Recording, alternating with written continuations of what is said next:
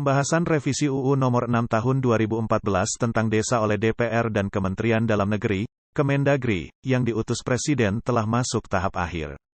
Wakil Ketua Balik DPR Ahmad Baidowi mengungkapkan, revisi UU Desa ini tinggal menunggu pengesahan dalam rapat paripurna DPR. Ya, tinggal disahkan di paripurna tapi menunggu penjadwalan dari BAMUS, Badan Musyawarah DPR. Kemarin baru pengambilan keputusan tingkat 1, kata Ahmad. Dalam pembahasan revisi UU Desa sudah ada titik terang, namun ada beberapa poin yang tidak disetujui berdasarkan pembahasan rapat pleno penyusunan RUU Desa Juli tahun 2023 lalu.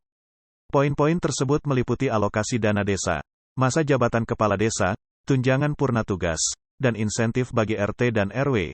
Adapun penjelasan poin-poin yang tidak disetujui dalam pembahasan Badan Legislatif, Balik, DPR dengan Menteri Utusan Presiden sebagai berikut. 1. Alokasi dana desa. Salah satu poin yang menimbulkan kontroversi adalah usulan untuk menambah alokasi dana desa sebesar 20% dari total dana transfer daerah. Usulan ini ditolak oleh pemerintah dengan alasan anggaran negara yang terbatas dan potensi penyalahgunaan dana desa yang masih tinggi. Dalam revisi UU Desa, alokasi dana desa tetap sebesar 10% dari total dana transfer daerah, sama dengan ketentuan dalam UU Desa sebelumnya. Namun, ada beberapa perubahan dalam pengaturannya, yaitu, dana transfer daerah yang menjadi dasar perhitungan alokasi dana desa hanya meliputi dana alokasi umum, DAU, dan dana bagi hasil, DBH, tidak termasuk dana alokasi khusus, DAK, seperti dalam UU Desa sebelumnya. Hal ini dimaksudkan untuk memberikan kepastian dan kemudahan dalam perhitungan alokasi dana desa. Selanjutnya, besaran 10% dari DAU yang menjadi sumber alokasi dana desa diprioritaskan untuk pembayaran penghasilan tetap yang diteruskan dari rekening pemerintah pusat kepada rekening desa. Hal ini dimaksudkan untuk memberikan perlindungan dan kesejahteraan bagi aparatur desa, seperti kepala desa, perangkat desa, dan Badan Permusyawaratan Desa, BPD. Kemudian alokasi anggaran dari APBN untuk desa bersumber dari belanja pusat berupa dana desa dari dana transfer daerah dengan mengefektifkan program yang berbasis desa secara berkeadilan, dapat ditingkatkan sesuai dengan kemampuan keuangan negara.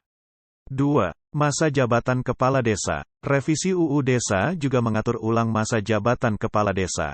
Dalam UU Desa sebelumnya, masa jabatan kepala desa adalah 6 tahun, dengan maksimal 3 periode.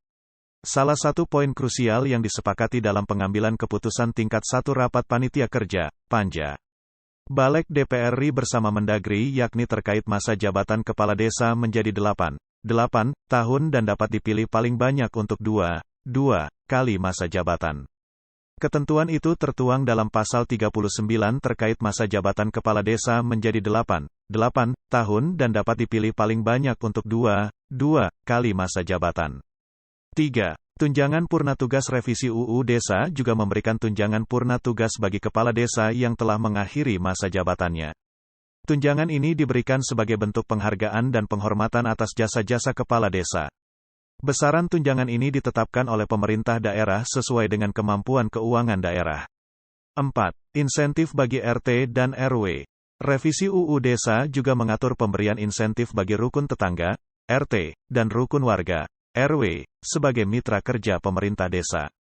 Insentif ini diberikan sesuai dengan pertimbangan kemampuan keuangan daerah, dan menjadi bagian dari prioritas kebutuhan pembangunan yang tertera dalam pasal 74. Dalam UU Desa sebelumnya, insentif ini hanya disisipkan dalam bagian penjelasan.